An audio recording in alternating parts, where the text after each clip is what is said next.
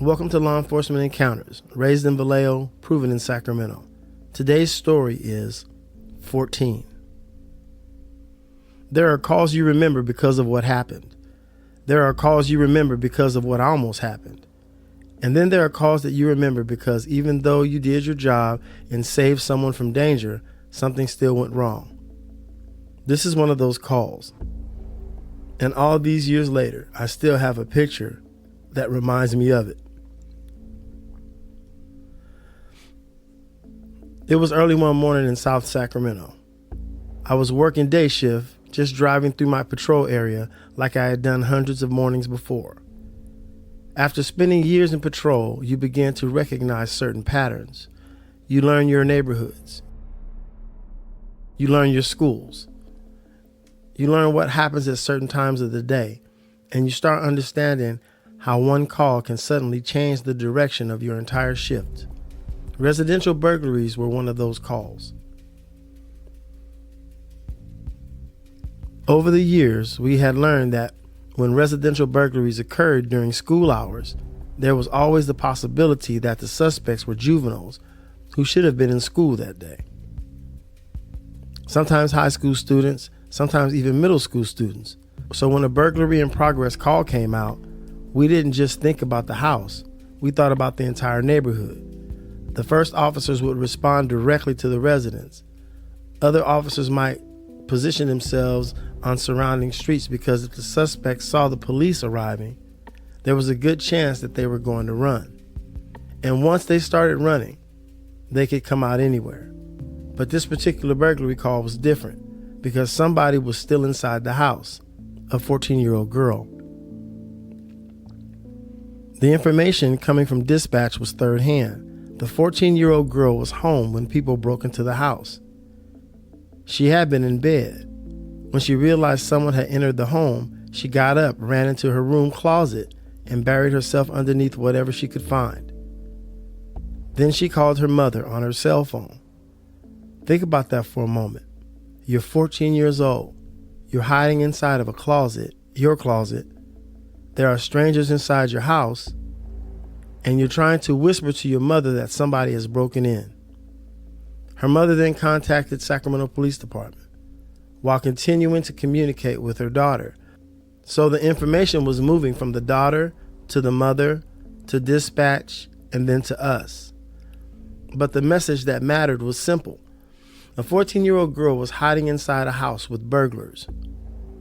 When I heard that call come across the radio, something changed inside of me. I've talked before about the energy you sometimes feel as a police officer. I don't know that I can completely explain it. There were calls where something inside of me would say, pay attention. There were other calls where that feeling would say, get there now. This was one of those calls. I turned on my lights and siren and started driving code 3 because now I'm not thinking about the property. I'm not thinking about a television. I'm not thinking about jewelry. I'm not thinking about what somebody might be stealing. I'm thinking about a 14-year-old child hiding in a closet while strangers are walking through her house.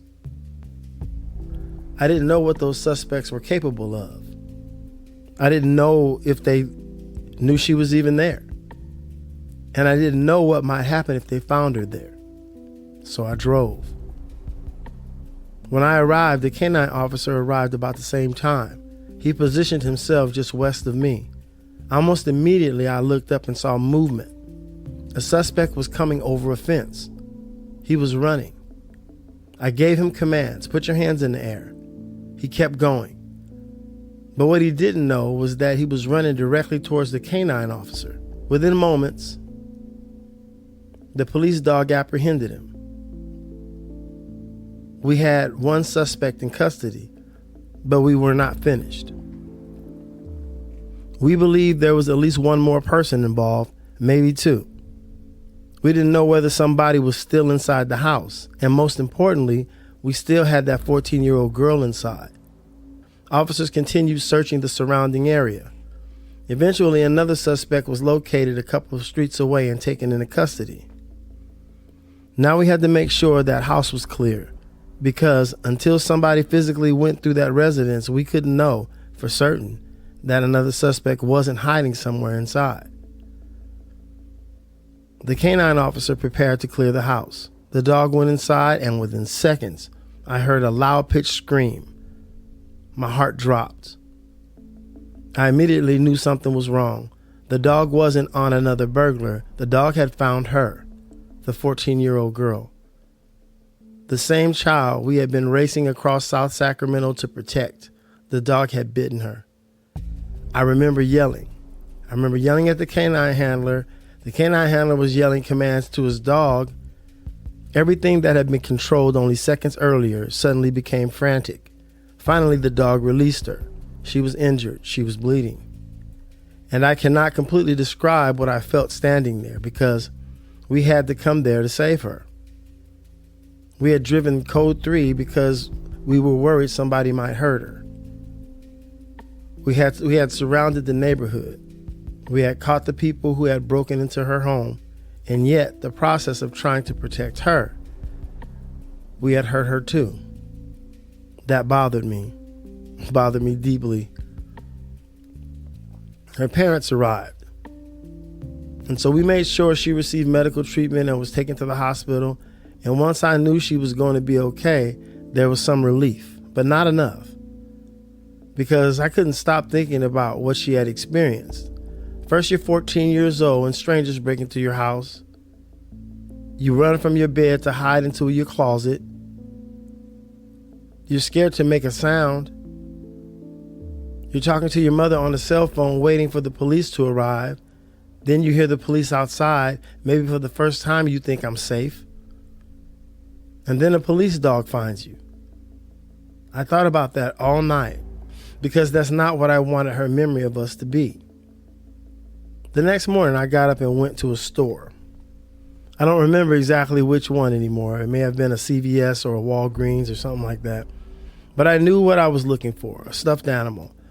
Actually, I found something even better. It was a Mickey Mouse and a Minnie Mouse together, kind of hugged up with each other. I purchased that, then I drove back to that house. I wasn't dispatched there. Nobody told me to go. There wasn't a report waiting for me. There wasn't another suspect to arrest. I just needed to go back. I knocked on the door and her mother answered. She seemed genuinely happy to see me. I asked if her daughter could come out for a few moments, and there she was. The same young lady we had been trying so desperately to reach that morning before.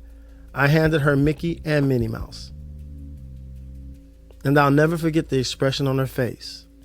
It was one of the most beautiful reactions I had ever seen, because what I wanted her to understand wasn't really about Mickey Mouse. It wasn't about Minnie Mouse. It wasn't about a stuffed animal.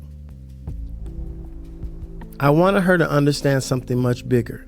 I was sorry that you got hurt. I cared about what happened to you. And most importantly, you can still trust us.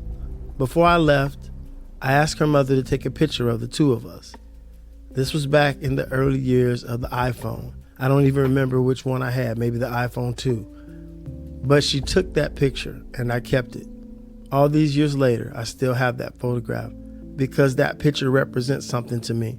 It reminds me that police work isn't finished just because the suspect is in handcuffs.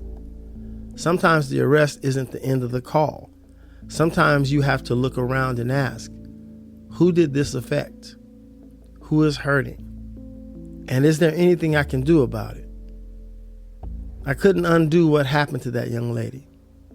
I couldn't take away those frightening moments she spent hiding in that closet. And I couldn't undo the injury she suffered when the police dog found her. But I could go back. I could knock on that door. I could look her in the eyes, and I could show her that she mattered to me. We're always talking about the police and how the police don't care, but there's not enough stories like this. There's a lot of action happening like this. The stories are just not being told. So people honestly believe that this is not a real thing.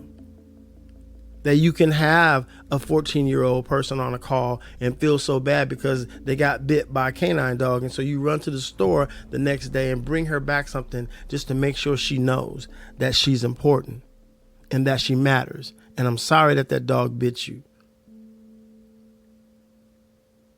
I spent 28 years with the Sacramento Police Department, including 17 years working patrol. And when you look back over a career that long, it's easy to think about the arrests, the pursuits, the major incidents, the dangerous calls. But some of those moments that mean the most to me aren't about any of those things.